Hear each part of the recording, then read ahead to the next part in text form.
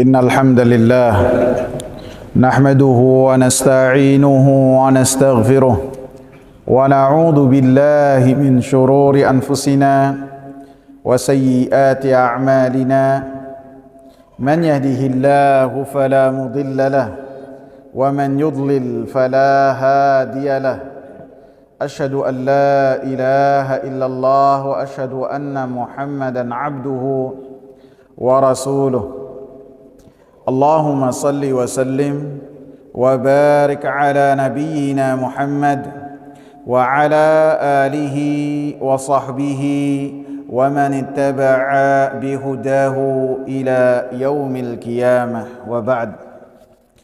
Hadirin jamaah sekalian yang saya muliakan, kita masuk ke dalil yang keempat. Wali Ahmad bisanadin jayyidin an Ibni Mas'ud, dan tercantum dalam Musnad al-Imam Ahmad dengan sanad yang baik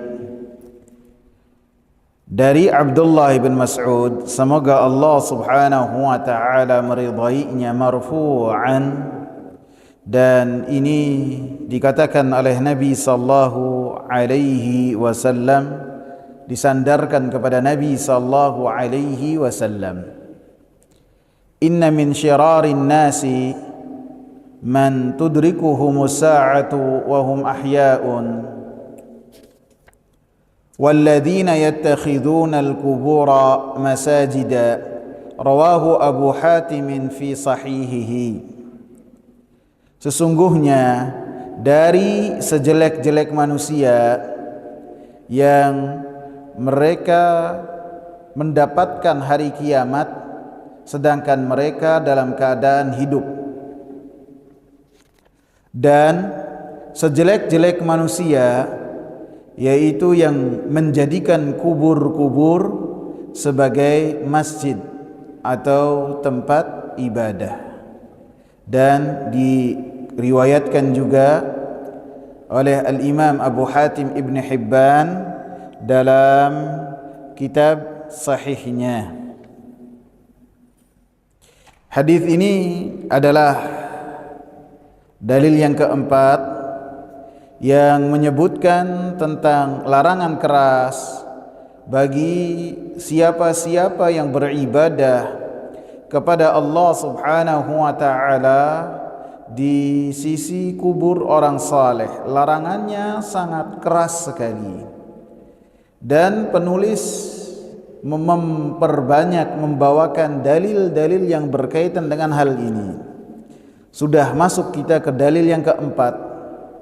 Bahkan apabila kita bahas lagi lebih banyak lagi, maka akan jadi lebih banyak lagi.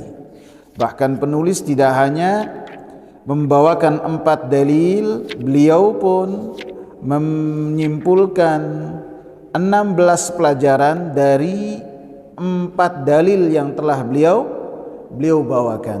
Seperti yang sudah kita sebutkan, penulis membawakan tentang bahaya kubur dan bahaya berlebih-lebihan terhadap kubur orang saleh.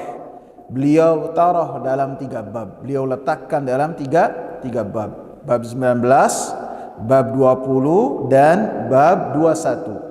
Dan ketiga-tiganya saling berkaitan. Sehingga dalam bab yang ke-19 penulis mengatakan siapa yang memahami 3 bab ini, maka dia akan memahami bagaimana ghurbatul Islam, bahwasanya Islam itu di tengah keterasingan. Bagaimana tidak, sesuatu yang Nabi sallallahu alaihi wasallam diutus dengannya supaya manusia bertauhid kepada Allah, supaya manusia tidak melakukan kesyirikan kepada Allah, oleh sebagian manusia yang mereka menisbatkan diri ke dalam umat Nabi Muhammad sallallahu alaihi wasallam melakukan kesyirikan dan menjadikan kesyirikan tersebut sebagai akidah yang dia yakini. Maka ini sangat fatal sekali, menunjukkan ghurbatul Islam. Apabila sebagian orang itu penasaran dengan apa sih pesan-pesan dari orang-orang hebat?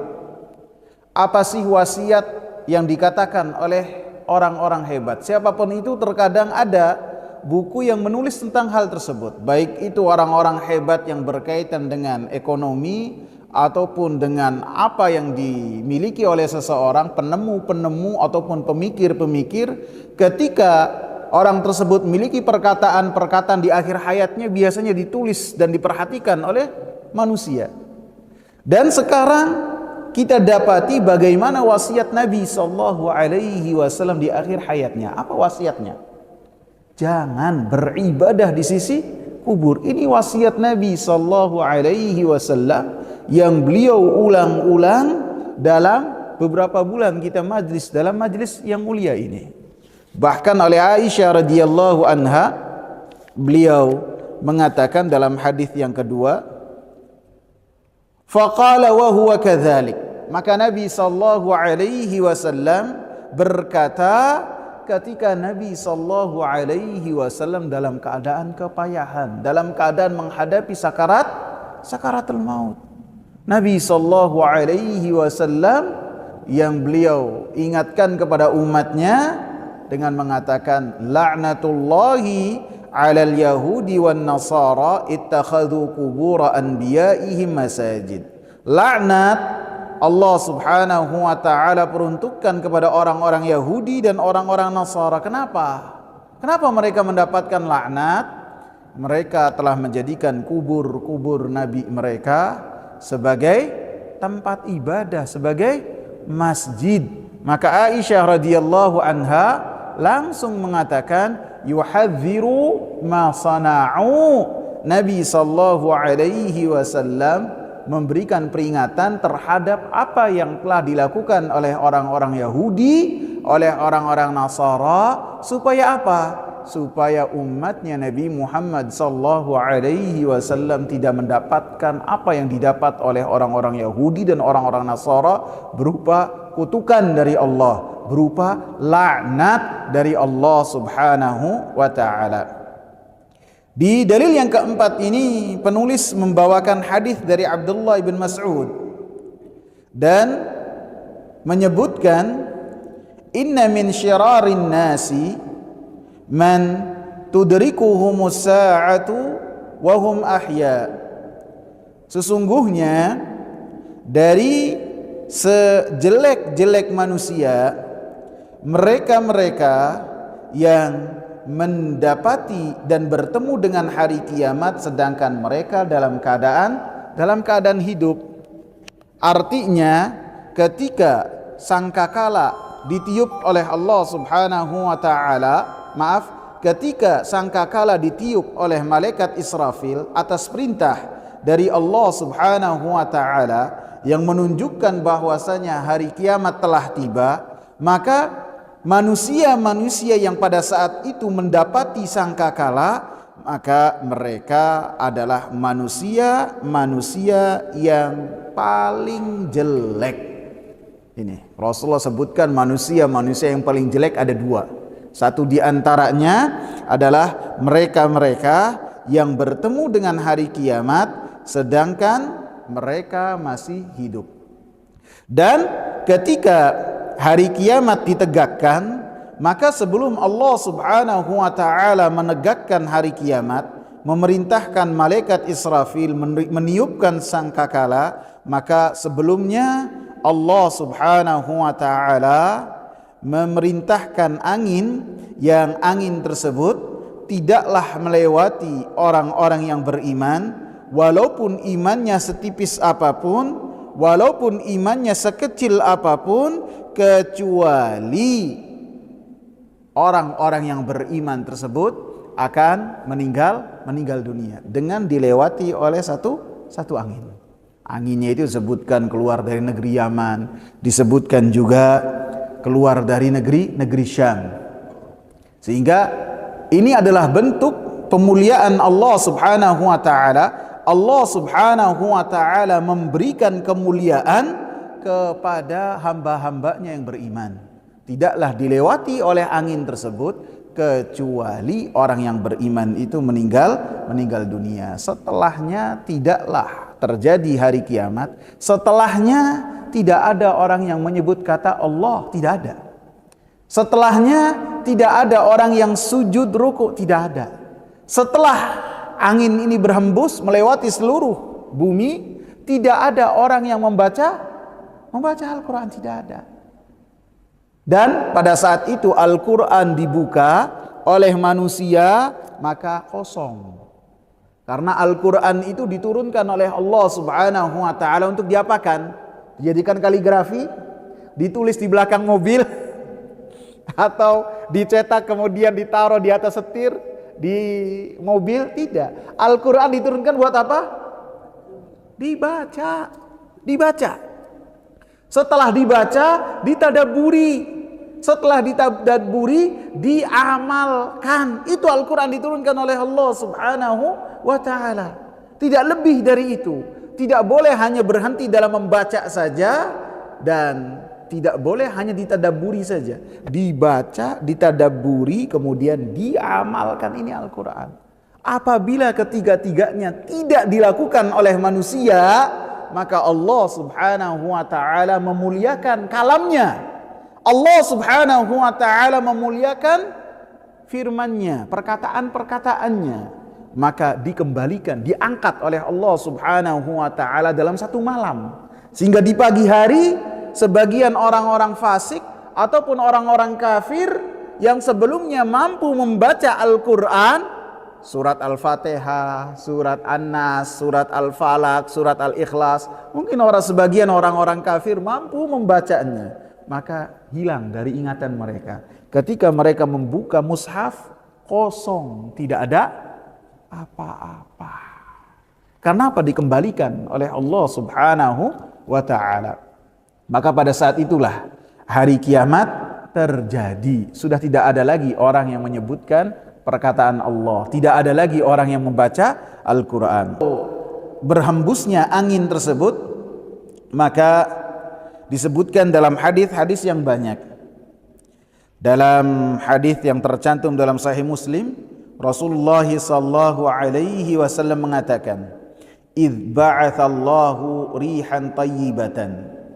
Maka tiba-tiba Allah Subhanahu wa ta'ala hembuskan angin yang sangat baik. Disebutkan anginnya itu sangat lembut, bahkan lebih lembut daripada sutra. Fatakhuduhum tahta abatihim, maka angin tersebut melewati ketiak-ketiak mereka. Fatakbidu ruha kulli mu'minin wa kulli muslimin, maka angin tersebut mencabut nyawa setiap orang yang beriman dan setiap orang Islam, semuanya dicabut nyawanya.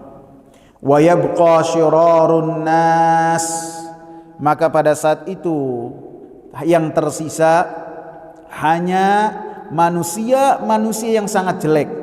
Yataharajuna fiha taharujal humur, maka perlakuan manusia tersebut, muamalahnya mereka seperti muamalahnya keledai. Mereka saling membunuh, mereka tidak memiliki etika karena tidak mempunyai iman. Iman sangat berkaitan sekali dengan akhlak.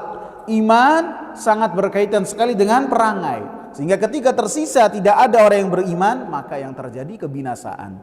Karena bumi ini makmurnya dengan seorang melakukan tauhid.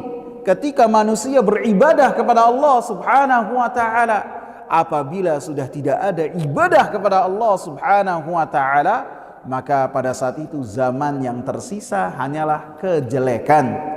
Yang tersisa hanyalah fitnah, keadaannya fitnah, dan yang tersisa hanyalah kejelekan. Kemudian Rasulullah sallallahu alaihi wasallam katakan, fa'alaihim taqumus sa'ah, maka pada saat itulah terjadi hari kiamat. Dalam riwayat Muslim juga dari Abdullah ibn Amr ibn al-As berkata Rasulullah sallallahu alaihi wasallam, ketika Rasulullah sallallahu alaihi wasallam sebutkan tentang keluarnya Dajjal, Kemudian setelahnya Allah Subhanahu wa taala turunkan Isa bin Maryam. Fayab'atsullahu Isa ibn Maryam ka'annahu Urwatu ibnu Mas'ud. Seakan-akan Isa ibn Maryam itu serupa dengan Urwah ibn Mas'ud. Fayatlubuhu, maka Isa bin Maryam memburu Dajjal, fayuhlikuhu, kemudian membunuh Dajjal dan membinasakannya. Thumma yamkusun nasu sab'a sinina laysa baina itsnaini adawah. Allahu akbar. Kemudian di zamannya Isa bin Maryam, manusia tinggal selama 7 tahun, tidak ada perselisihan di antara manusia. Allahu akbar. Hatta di antara 2 orang tidak ada permusuhan, semuanya tenang, semuanya adil, semuanya tentram selama 7 tahun. Tsumma yursilullahu rihan baridatan min qibalis Syam. Kemudian Allah Subhanahu wa taala utus angin yang dingin dari negeri Syam. Fala yabqa ala wajhil ardi ahadun fi qalbihi mithqalu dzarratin min khairin aw imanin illa qababathu. Maka tidaklah seseorang yang ada di muka bumi, yang ada di hatinya sekecil apapun dari kebaikan ataupun dari iman, illa qababathu, kecuali angin tersebut mencabut nyawanya. Hatta law anna ahadakum dakhala fi kabidi jabalin la dakhalathu alaihi hatta taghbidahu. Kalau seandainya ada salah seorang di antara kalian bersembunyi di gunung yang sangat tersembunyi, di gua misalnya, ataupun di apapun itu yang biasanya manusia sangat sulit untuk keluar atau sangat sulit untuk menemukan orang tersebut di gunung tersebut, la dakhalatuhu alaihi, maka niscaya angin tersebut akan menemuinya apabila di dadanya ada keimanan, apabila di dadanya ada kebaikan sekecil apapun, hatta taghbidahu, sampai angin tersebut mencabut nyawanya. Sehingga dari 2 hadis ini menunjukkan bahwasanya manusia yang beriman sebelum hari kiamat mereka meninggal terlebih dahulu secara hampir bersamaan, dan diutusnya angin yang berhembus ini di hari kiamat terjadi di antara tanda-tanda besar hari kiamat. Jadi tanda-tanda besar hari kiamat ada 10, maka di antara tanda-tanda kiamat itu ada angin yang berhembus ini. Walaupun angin yang berhembus ini bukan termasuk dari tanda-tanda besar hari kiamat, bukan. Oleh Syekh Yusuf Wabil, Dr. Yusuf Wabil, berhembusnya angin ini yang mencabut nyawa orang yang beriman termasuk dari tanda-tanda kecil hari kiamat, bukan dari tanda-tanda besar hari kiamat. Akan tetapi terjadinya kapan? Terjadinya di antara tanda-tanda besar hari kiamat. Disebutkan dalam hadis-hadis bahwasanya rih ini berhembus setelah turunnya Isa alaihi salam, setelah dibunuhnya Dajjal, setelah binasanya Ya'juj dan Ma'juj, dan setelah terbitnya matahari dari barat, setelah keluarnya hewan melata. Hewan melata keluar kemudian berbicara kepada orang. Ini luar biasa. Jadi kalau tanda-tanda hari kiamat besar ini adalah tanda-tanda yang manusia itu tercengang dengannya. Tercengang. Baik tanda dari langit ataupun tanda dari bawah bumi. Dari bawah bumi tandanya apa? Ya'juj dan Ma'juj keluar. Dari langit turun siapa? Nabi Isa. Kemudian keluar siapa? Dajjal. Kemudian matahari yang biasanya keluar dari timur, terbit dari timur, terbit dari barat. Jadi suatu hal yang sangat tidak masuk akal sekali. Antum bayangkan ada hewan berbicara kepada manusia. kamu kafir, kamu mukmin, kamu kafir, kamu mukmin. Ini di luar dari logika manusia. Kok ada hewan yang berbicara, bahkan memberikan tanda, kamu kafir, kamu mukmin, kamu kafir. Ini luar biasa. Maka pada saat itulah, setelah keluar tanda-tanda yang sangat besar, maka Allah Subhanahu wa taala utus angin yang berhembus dari negeri Syam, dikatakan juga dalam riwayat lain dari negeri Yaman, sehingga mengambil nyawa orang-orang yang beriman.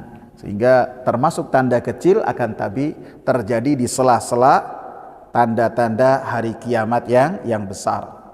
Sehingga hadis ini tidak menyelisihi apa yang telah dikatakan oleh Nabi sallallahu alaihi wasallam, la tazalu ta'ifatun min ummati 'ala al-haqqi zahirina la yadurruhum man khadalahum hatta ya'tiya amrullah hatta taqum as-sa'ah.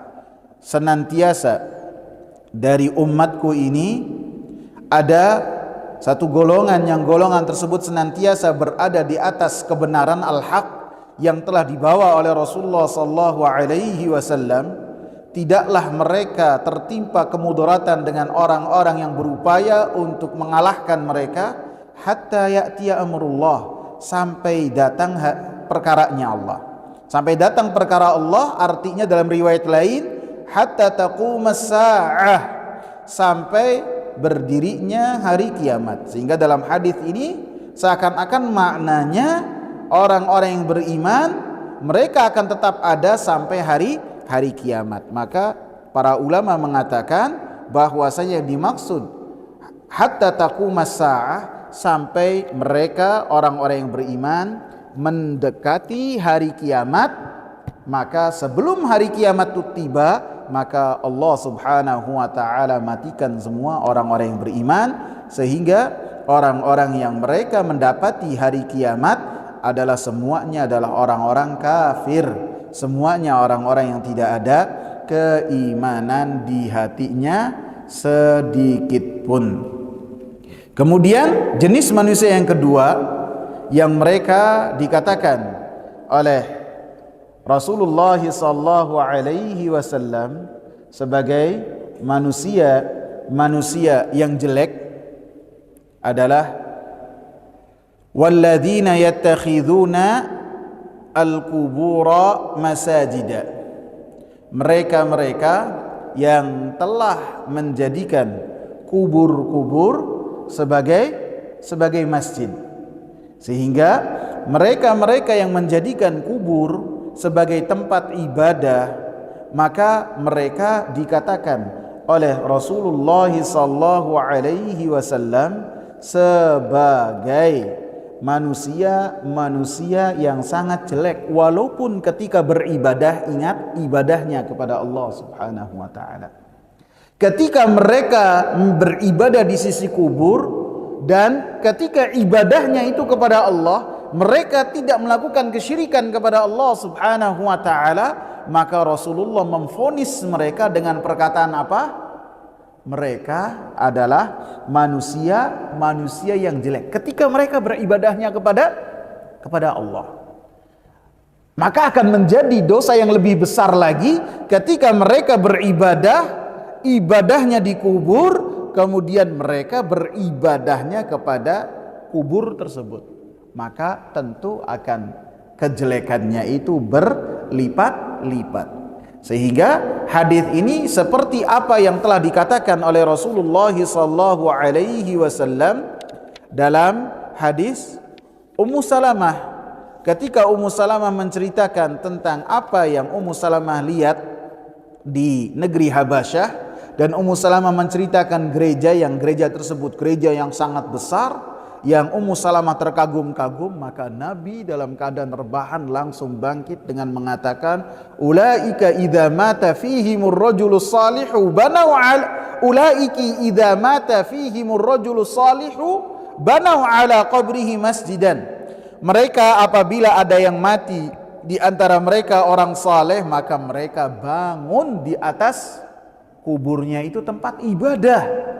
Wasawwaru fihi tilkas suwar, dan mereka pun membuat patung dan lukisan-lukisan di tempat tersebut. Apa kata Rasulullah? Ulaika syirarul khalqi indallah, maka mereka adalah manusia yang sangat jelek, serupa dengan hadis yang dibawakan oleh Abdullah ibn Mas'ud. Dan kita pun senantiasa mengingatkan, kenapa hal ini dikategorikan oleh Rasulullah SAW sebagai manusia yang sangat jelek, karena mereka telah menjerumuskan ataupun telah masuk ke dalam satu sarana, satu jalan yang akan mengarahkan mereka ke dalam kesyirikan kepada Allah Subhanahu wa ta'ala. Dan ingat, yang namanya kesyirikan kepada Allah, ketika seorang beribadah kepada Allah kemudian beribadah kepada selain Allah, maka itu adalah kesyirikan. Sebagian orang memahami kesyirikan itu apa? Ibadah kepada selain Allah saja. Tidak. Kesyirikan seperti arti secara bahasa artinya mendua, mengkongsikan. Maka beribadah kepada Allah dan beribadah kepada selain Allah Subhanahu wa ta'ala. Sehingga dalam hadis ini disebutkan bahwasanya orang-orang yang telah menjadikan kubur sebagai tempat ibadah dengan 5 penjelasan yang telah kita bahas secara berulang-ulang, maka itu telah mengambil satu sarana, satu jalan dari sarana-sarana yang akan menjerumuskan seseorang kepada kesyirikan kepada Allah Subhanahu wa ta'ala. Sehingga apa yang telah mereka lakukan dengan menjadikan kubur-kubur sebagai masjid, maka mereka tergolong termasuk dari manusia yang sangat jelek di sisi Allah Subhanahu wa ta'ala.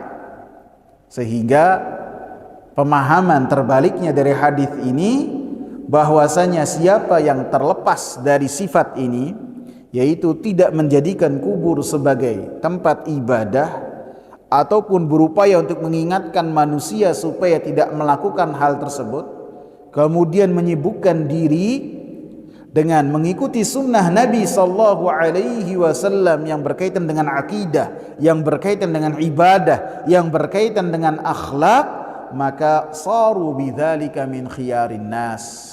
Maka dengan itu semua termasuk dari manusia yang paling baik. Sehingga hadis ini menyebutkan bahwasanya 2 manusia yang dikategorikan sebagai manusia yang sangat jelek. Yang pertama, orang-orang yang bertemu dengan hari kiamat sedangkan mereka dalam keadaan hidup. Jadi sangkakala ditiup oleh malaikat Israfil, kemudian mereka masih dalam keadaan hidup, maka mereka adalah manusia yang sangat jelek. Yang kedua adalah mereka yang ketika beribadah kepada Allah Subhanahu wa ta'ala menjadikan kubur sebagai tempat ibadah mereka, bukanlah masjid akan tapi kubur. Sehingga Rasulullah kategorikan mereka adalah manusia yang sangat jelek. Sehingga kesesuaian hadis ini dengan bab yang kita bahas, di dalam hadis yang keempat ini ada larangan yang sangat keras untuk menjadikan kubur sebagai tempat ibadah. Sehingga larangan untuk seseorang sholat di pelatarannya, larangan untuk seseorang mencari berkah di kubur, karena itu semua dzari'ah, salah satu wasilah, salah satu sarana yang akan menjerumuskan seseorang ke dalam kesyirikan, walaupun ketika sholatnya kepada Allah Subhanahu wa ta'ala. Dan sering saya ingatkan bahwasanya kita sebagai ahli sunnah wal jamaah, ketika bermuamalah dengan kubur orang-orang yang beriman, tidak boleh berlebih-lebihan dan tidak boleh meremehkan. Berlebih-lebihan dengan beribadah di pemakaman tersebut, di kubur tersebut, tidak boleh. Berdoa di kubur tersebut tidak boleh. Menunaikan nazar di kubur tersebut tidak boleh. Salat bersedekah tidak boleh, tidak. Akan tetapi kita pun tidak boleh meremehkan, menghinakan kubur-kubur orang-orang yang beriman, tidak boleh. Jadi tidak boleh berlebihan, tidak boleh menghinakan. Menghinakan itu seperti apa? Menjadikan pemakaman kaum muslimin sebagai tempat untuk ternak gembalaan kita ataupun piaraan orang-orang yang tinggal di sekitar pemakaman. Tidak boleh. Ini penghinaan. Begitu juga menjadikan pemakaman, area pemakaman sebagai tempat buang sampah. Tidak boleh. Ataupun kemarin ditanyakan oleh Adam, bagaimana kalau dijadikan sebagai mazari, sebagai perkebunan? Ditanam ubi, ditanam sayur-sayur, tidak boleh. Pemakaman orang-orang yang beriman kita tidak boleh meremehkan, tidak boleh berlebih-lebihan, tidak boleh ketika berjalan kita menginjaknya, tidak boleh. Tidak boleh kita duduk di atasnya, tidak boleh menjadikan tempat nongkrong kemudian duduk di atas gundukan tersebut, tidak. Sebagaimana kita tidak boleh sholat menghadap ke kubur, tidak boleh. Jadi tidak boleh berlebihan dan tidak boleh kita meremehkan. Ahli sunnah wal jamaah berada di tengah-tengah dari dua sifat tersebut, dua sikap. Yang pertama berlebihan, yang kedua meremehkan.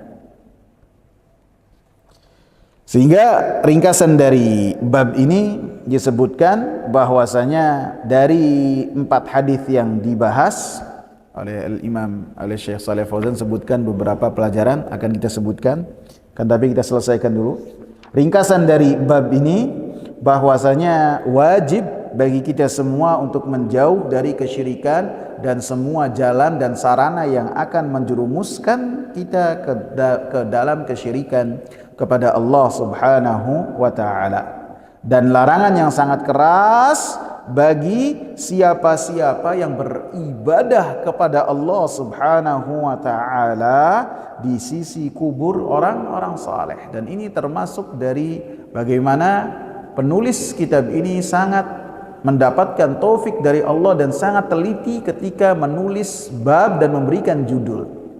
Beliau mengatakan, apabila beribadah kepada Allah Subhanahu wa taala larangannya itu sangat keras, maka bagaimana dengan orang yang beribadah secara langsung kepada Allah Subhanahu wa taala. Dan beliau pun penulis tidak menyebutkan dengan perkataan dilarang sholat, tidak. Dilarang melakukan apa, tidak. Akan tapi yang beliau sebutkan dilarang beribadah kepada Allah Subhanahu wa taala di sisi kubur orang saleh. Padahal hadis-hadisnya membahas tentang apa? Tentang sholat. Sehingga ini pemahaman beliau yang sangat dalam.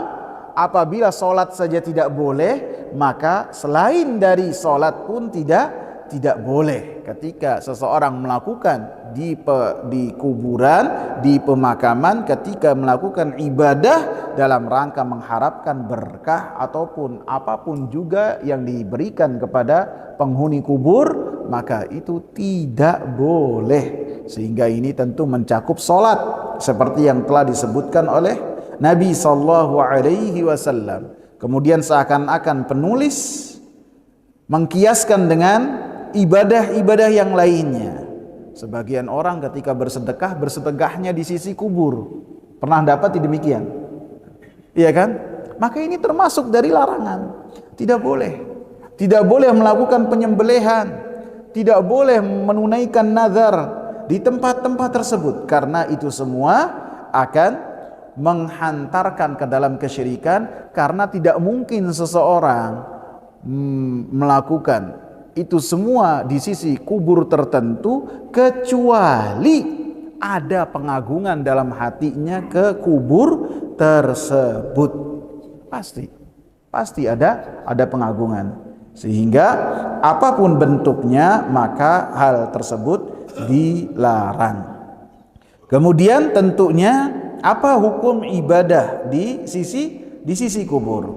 Maka pastinya termasuk dosa-dosa besar dan termasuk sarana yang akan menjadikan seseorang melakukan kesyirikan kepada Allah Subhanahu wa ta'ala. Dan salat dan ibadah di sisi kubur ini bisa menjadi dosa besar, bisa menjadi kesyirikan dan kekufuran kepada Allah Subhanahu wa ta'ala. Menjadi kekufuran kepada Allah Subhanahu wa ta'ala apabila ibadahnya itu diberikan kepada kubur tersebut, maka menjadi kesyirikan kepada Allah Subhanahu wa ta'ala, seperti nyembelih, sesembelihannya diberikan kepada kubur tersebut. Ketika bernazar, nazarnya diberikan kepada kubur tersebut.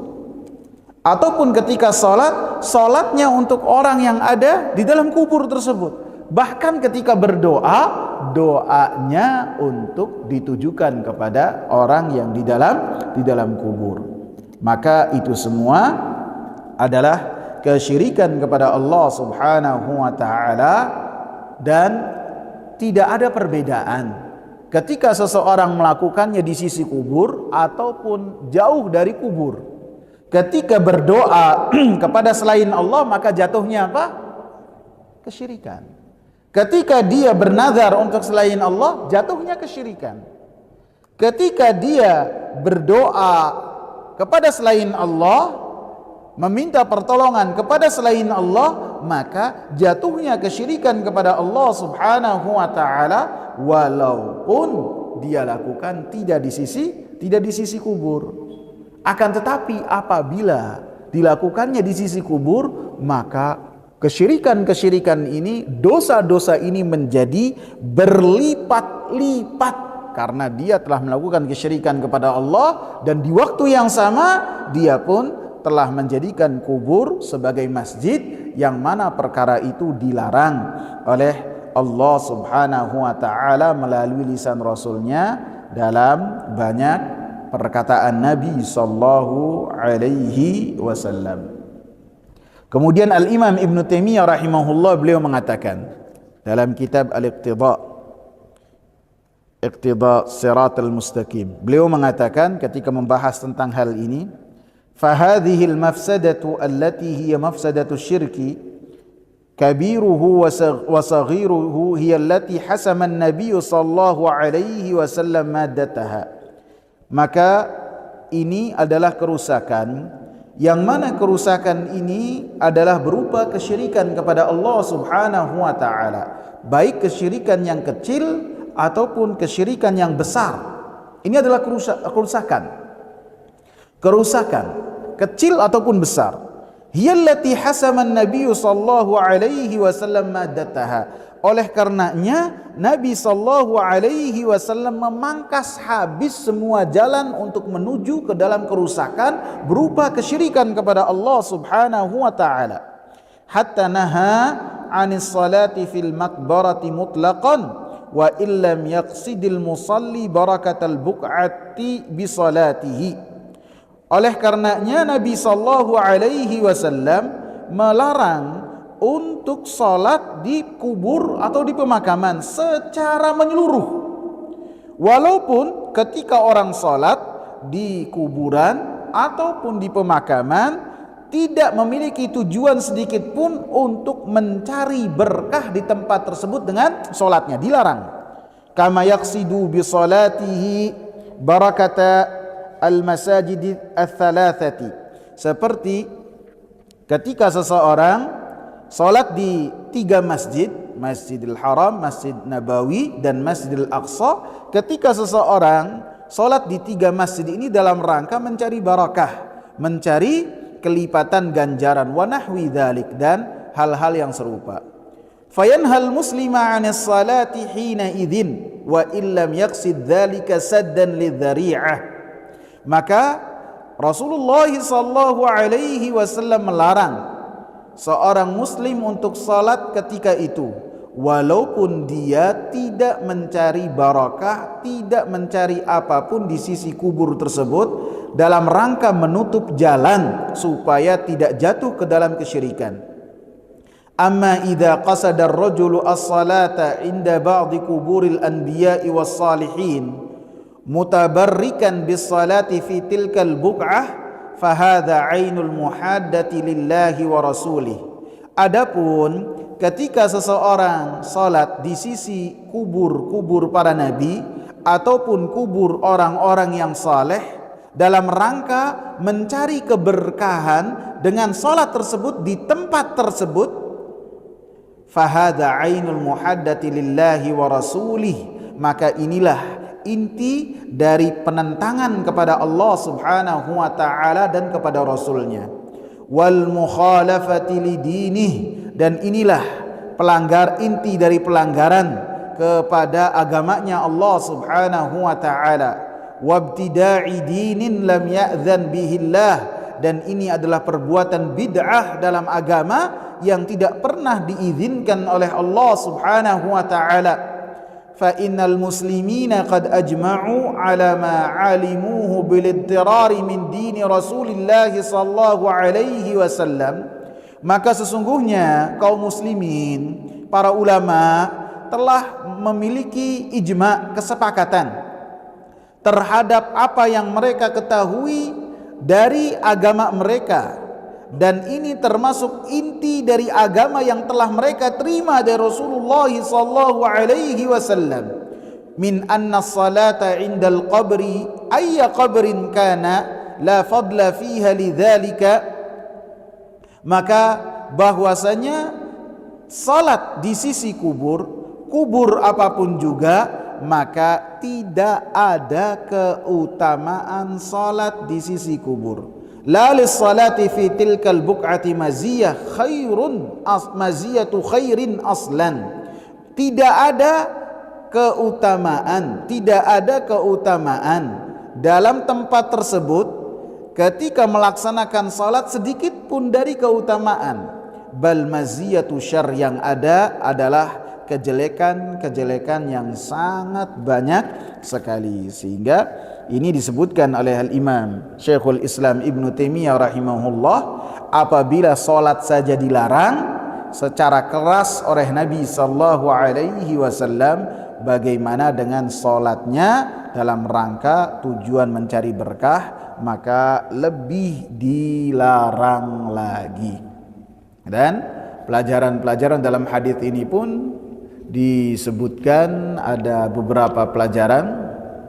Yang pertama, sesuai dengan apa yang sudah kita bahas, fil hadithi dalilun ala tahrimis salati indal kubur wa bina'il masajid 'alaiha, bahwasanya dalam hadis ini ada larangan untuk salat di sisi kubur ataupun membangun masjid di kubur-kubur. Karena Nabi sallallahu alaihi wasallam mengatakan, fala tattakhidul qubura masajid, janganlah kalian menjadikan masjid-masjid ini janganlah kalian menjadikan kubur-kubur sebagai masjid. Kemudian di dalam hadis ini juga disebutkan, fil hadithi dalilun ala anna alladhina yattakhidhuna al-qubura masajid syiralul khalqi, bahwasanya dalam hadis ini dijelaskan bahwasanya yang menjadikan kubur-kubur sebagai tempat ibadah, maka mereka adalah manusia yang paling jelek. Maka siapa yang melakukan perbuatan tersebut, baik itu dari kalangan orang-orang Yahudi, dari kalangan orang-orang Nasara, dan dari orang-orang yang menisbatkan hal tersebut ke dalam Islam dengan melakukan hal tersebut, karena yang pertama melakukannya adalah orang-orang Syiah, maka hum syarrul khalqi, maka mereka semua adalah sejelek-jelek makhluk, bukan hanya manusia, sejelek-jelek makhluk. La ahada syarra minhum, maka tidak ada yang lebih jelek daripada mereka. Kemudian di dalam hadis ini juga dijelaskan, annal haditha yadullu ala anna sa'ata la taqumu ala ahli iman. Dijelaskan bahwasanya hari kiamat besar tidaklah terjadi kepada orang-orang yang beriman, akan tetapi terjadi kepada orang-orang kafir, seperti yang sudah saya jelaskan. Wallahu ta'ala a'lam. Habis ya. Ada yang ditanyakan? Ya, silakan Ustaz.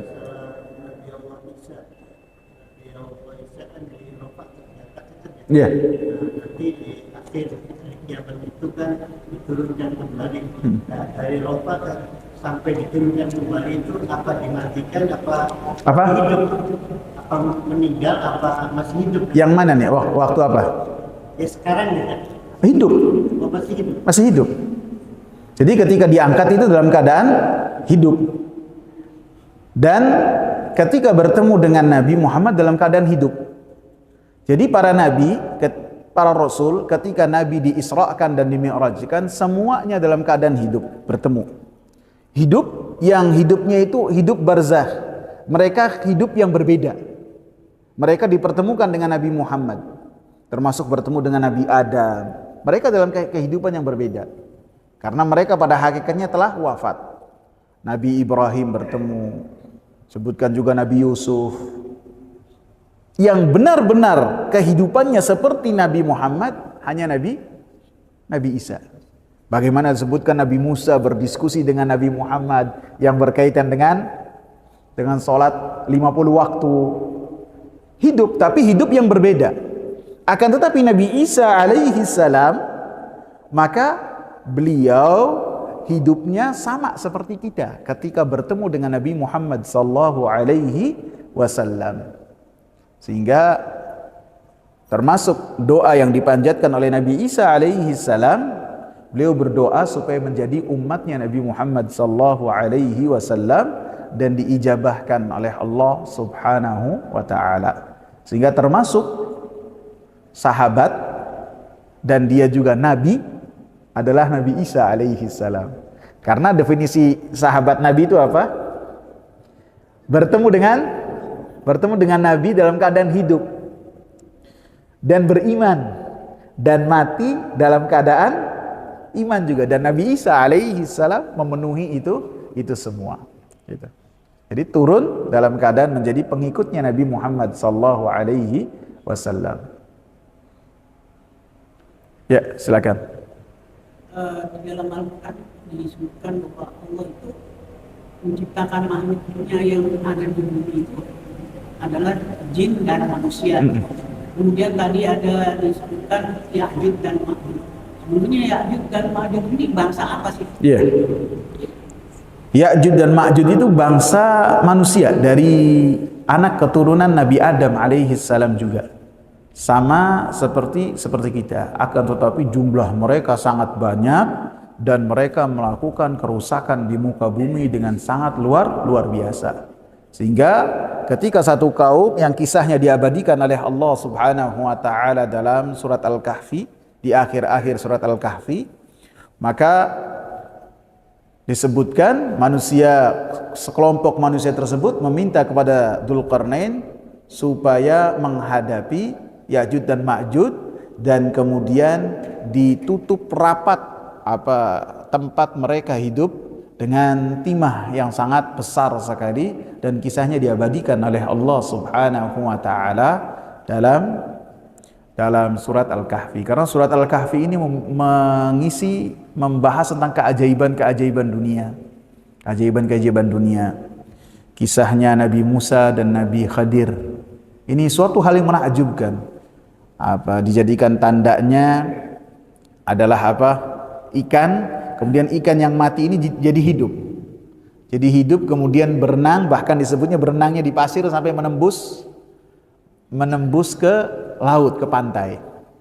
Kemudian disebutkan juga dengan kisah yang dinamakannya juga suratnya dengannya Ashabul Kahfi, pemuda-pemuda yang keimanannya sangat kokoh yang mati selama 309 tahun. Ini luar biasa. Kemudian kisah orang yang memiliki kebun, ini kisah yang luar biasa. Kemudian kisah Dzulqarnain juga luar biasa. Maka siapa yang membacanya dan menghafal 10 ayat yang pertama dari surat Al-Kahfi, maka dia akan terbebas dari fitnahnya Dajjal. Karena apa? Ketika Dajjal membawa keanehan-keanehan yang di luar dari logika manusia, bisa menghidupkan orang yang mati, bisa menjadikan tanah lahan yang subur menjadi tandus, menjadikan lahan yang tandus menjadi subur, membawa surga dan neraka, maka itu adalah fitnah yang besar. Maka kita diingatkan dengan kisah dalam surat Al-Kahfi ini, banyak kisah yang lebih besar dari ini yang telah Allah Subhanahu wa taala abadikan dalam surat Al-Kahfi, dan itu menunjukkan maha kekuasaan Allah Subhanahu wa taala, sehingga apa yang dilakukan oleh Dajjal ini hanyalah ujian buat orang-orang yang ada di sekitarnya. Gitu. Ya, silakan. Itu termasuk orang sejagat-jagatnya manusia yang mengadakan perayaan di kuburan. Ya, termasuk itu ibadah. Termasuk ibadah. Semua apa? Semuanya. Apabila itu sifatnya ibadah yang dikhususkan, mereka lebih mengutamakan kubur daripada masjid, apapun itu, maka Rasulullah sallallahu alaihi wasallam katakan syirarul khalq, makhluk yang paling jelek, walaupun dianggap oleh manusia sebagai manusia yang soleh, akan tapi di sisi Allah adalah manusia yang paling jelek. Gitu. Cukup? Ya, silakan. Kalau kita tanya orang-orang yang beribadah di sisi kuburan itu, biasanya mereka menjawab ini cuma sebagai wasilah, bukan kami itu tetap hanya kepada Allah. Apakah ini dihukumi sebagai kesyirikan atau maksudnya syirik asghar atau syirik akbar? Iya. Ini adalah, jadi dengan perkataan itu adalah perantara, wasilah, dan itu adalah alasan yang dulu dikemukakan oleh orang-orang kafir Quraisy. Orang-orang kafir Quraisy ketika beribadah sebagiannya ke berhala, sebagian lagi ke kuburan, karena Al-Lat, Al-Manah, Al-Uzza itu sebagiannya adalah kuburan orang soleh yang mereka beribadah di kubur tersebut. Mereka ketika ditanya siapa yang menciptakan mereka mengatakan Allah. Siapa yang memberikan rezeki? Allah. Akan tapi ketika yang berkaitan dengan berhala dan kubur yang mereka sembah dan pohon besar yang mereka sembah, mereka mengatakan apa? Ini aja, lituqarribuna ilallahi zulfa. Apa yang kami lakukan supaya ini mendekatkan kita kepada Allah Subhanahu wa taala sebagai sarana dan wasilah saja. Jadi alasannya sama apa enggak? Sama. Dan kesamaan alasan ini tetap diperangi oleh Rasulullah sallallahu alaihi wasallam. Paham sampai sini ya? Yang kedua yang antum tanyakan hukumnya. Apakah syirik kecil ataukah syirik besar?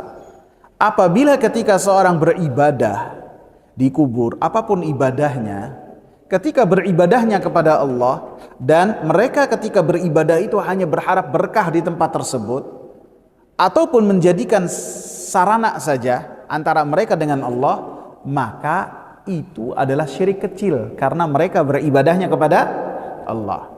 Akan tetapi kalau sudah beribadahnya kepada orang yang dikubur tersebut, maka jatuhnya syirik besar. Karena syirik kecil dengan syirik besar, setiap syirik kecil adalah yang akan menghantarkan kepada syirik besar, apapun itu. Maka setiap yang menghantarkan ke syirik besar dikategorikan sebagai syirik kecil. Dan syirik kecil itu adalah dosa besar yang paling besar, karena namanya juga syirik, termasuk dosa yang besar. Ada lagi? Cukup ya, semoga bermanfaat. Subhanakallahumma bihamdika asyhadu an la ilaha illa anta astaghfiruka wa atubu ilaik.